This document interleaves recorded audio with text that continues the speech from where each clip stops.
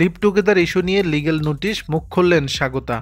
আমাদের সমাজ পরিবর্তন হচ্ছে, ডিভোর্স নর্মালাইজ হচ্ছে, লিভ টুগেদারও নর্মালাইজ হবে ইনশাআল্লাহ। ছোট পর্দার অভিনেত্রী ও সঙ্গীত শিল্পী জিনাত শানু স্বাগতার এমন একটি বক্তব্য সামাজিক যোগাযোগ মাধ্যমে ভাইরাল হয়েছে, যার ফলশ্রুতিতে তার বিরুদ্ধে লিগ্যাল নোটিশ পাঠানো হয়েছে। অভিনেত্রীর বিরুদ্ধে অভিযোগ, একজন মুসলমান হয়েও ইসলাম পরিপন্থী জীবনযাপন করছেন তিনি। একই সঙ্গে ইসলাম পরিপন্থী কাজ অর্থাৎ লিভ টুগেদার প্রকাশ্যে স্বীকার করেছেন এবং সমাজে ছড়িয়ে দেওয়ার চেষ্টা করছেন এই অভিনেত্রী। তার এমন বক্তব্য প্রত্যাহার করে প্রকাশ্যে ক্ষমা চাইতে শনিবার 28 ডিসেম্বর লিগ্যাল নোটিশ পাঠিয়েছেন আরিফুল খবির। তিনি সুপ্রিম কোর্টের আইনজীবী মোহাম্মদ মেজবাউদ্দিন চৌধুরীর মাধ্যমে নোটিশটি পাঠান।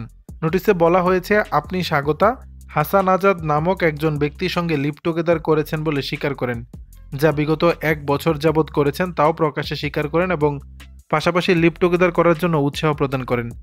যেহেতু আপনি একজন মুসলমান ধর্মাবলম্বী হওয়ায় আপনার জানা আছে বিয়ের পূর্বে নারী ও পুরুষের মধ্যে সহবাস বা লিভ টুগেদার করা সম্পূর্ণরূপে হারাম।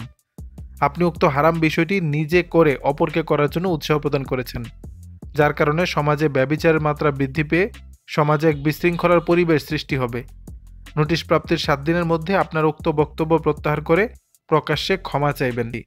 দর্শক, বিষয়টি নিয়ে আপনাদের মতামত জানাবেন নিচের কমেন্ট বক্সে।